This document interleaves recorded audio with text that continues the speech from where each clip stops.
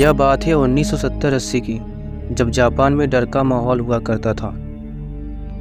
डर एक ऐसी चीज़ का जो दिखने में तो बहुत सुंदर थी, लेकिन उसके द्वारा दी गई मौत बहुत खौफनाक हुआ करती थी। डर उसका जिससे जापान के लोग डरते थे। आज हम बात करने जा रहे हैं कुचिसाकी ओन्ना के बारे में। जापान के सुनसान रास्तों में कुचिसाकी ओन्ना चेहरे पर सर्जिकल मास्क पहने ज़्यादातर बच्चों को अपना शिकार बनाती थी। उसका चेहरा सर्जिकल मास्क से ढका होता था और वह बच्चे के पास जाकर उनसे पूछती, क्या मैं सुंदर दिखाई देती हूँ? सुनने में यह सवाल एक मामूली सा सवाल लगता है, लेकिन इस सवाल का जवाब शायद सबसे मुश्किल हो सकता है, क्योंकि इस सवाल का जवाब आपकी जान ले भी सकता है और बचा भी सकता है। लेकिन समस्या यह है कि इस सवाल का कोई सही जवाब नहीं है, क्योंकि जब कोई सवाल का जवाब ना में देता था तो कुचिसाकी कैंची से उस पर वार करती थी और उसे मार देती थी, और अगर जवाब हाँ में दिया तो वह अपना सर्जिकल मास्क उतार देती थी और अपना डरावना बेहद जख्मी चेहरा दिखाती थी। उसका चेहरा दो हिस्सों में बटा होता था, मानो किसी ने उसके चेहरे को पूरी तरह चीर दिया हो।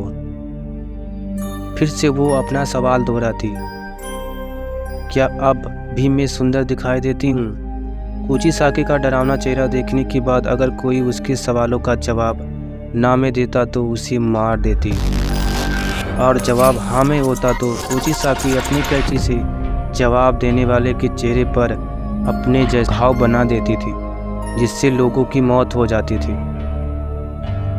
जापान में 1970 के पूरे दशक में इस खौफनाक बला की दहशत थी।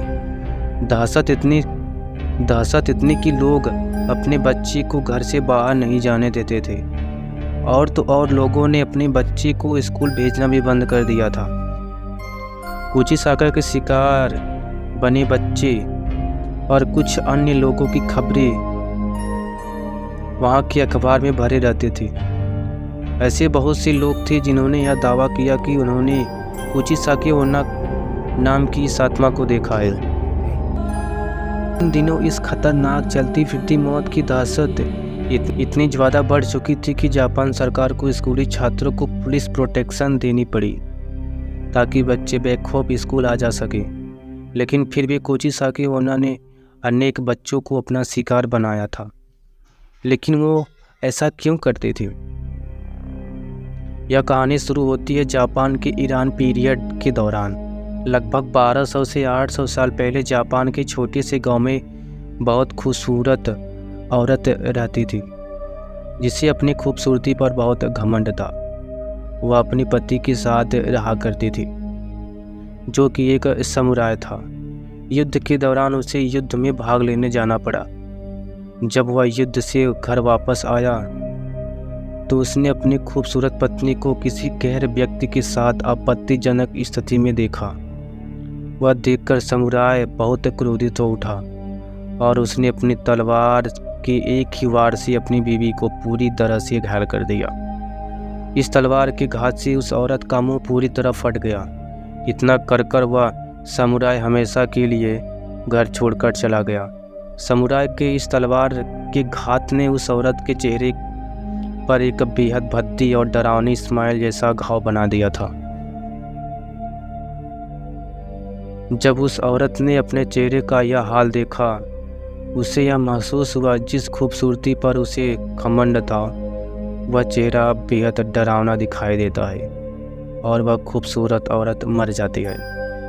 और लोगों को लगा कि यह कहानी खत्म हो गई, लेकिन लगभग 800 साल बाद वो फिर जाग उठी और एक खतरनाक रहस्य बन गए, जिसे कहते हैं कुचिसाकी ओन्ना।